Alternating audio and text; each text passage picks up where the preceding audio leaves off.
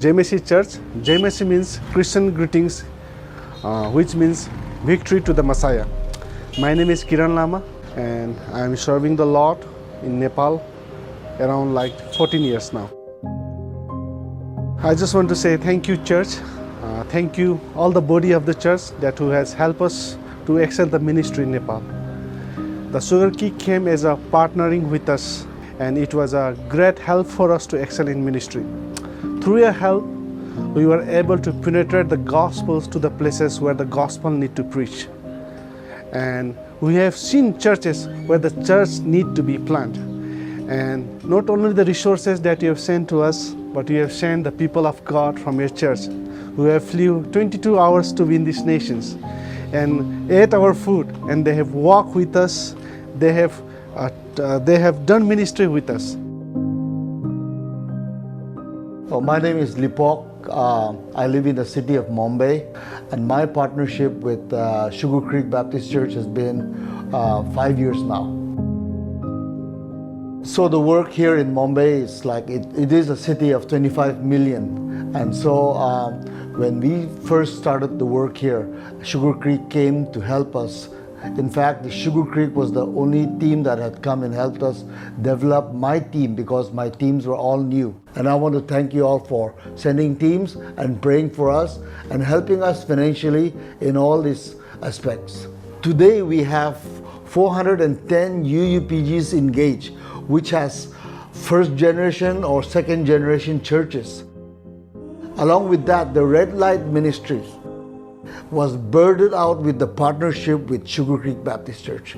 If you guys had not come, I would have not been able to do it.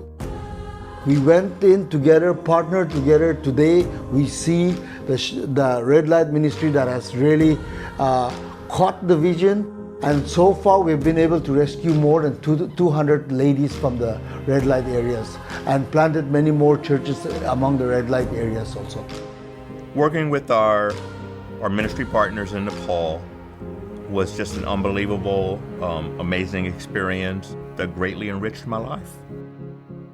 I got to hear their stories personally. I got to hear their vision personally and see what God was doing in them and through them. And also got to see how Sugar Creek was such a big part of that. It expands my vision of what the body of Christ is, but also the work God is doing in other parts of the world. 5 years ago, I would have never imagined going to Nepal. I would have never imagined traveling 10,000 miles. I'd always viewed missions as these people who were sort of zapped by God. That's just not what I do. He hasn't zapped me. He hasn't written across the sky that, hey, you need to go to Mexico, you need to go to India, you need to go to Nepal. And I think for me, there was this expectation that what's going to happen is that first I'm going to be empowered, then sign up to go. And actually, it's counterintuitive. When I was obedient and go, you know what, I'm going to do that, then I recognized I was empowered. And so it is somewhat counterintuitive, but I think it comes from knowing that we're already equipped, we're already empowered. It's simply being obedient and allowing God to use you to get what He wants done in some other part of the world or some other part of the city. Whatever stage of life we're in, we should be on mission.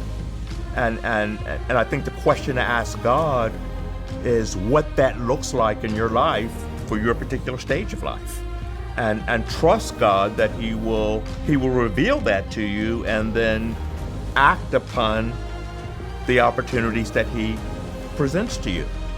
The beginning of this year, what I told my Connect class was that I was 70 years old and I can't wait to see what God has in store for me.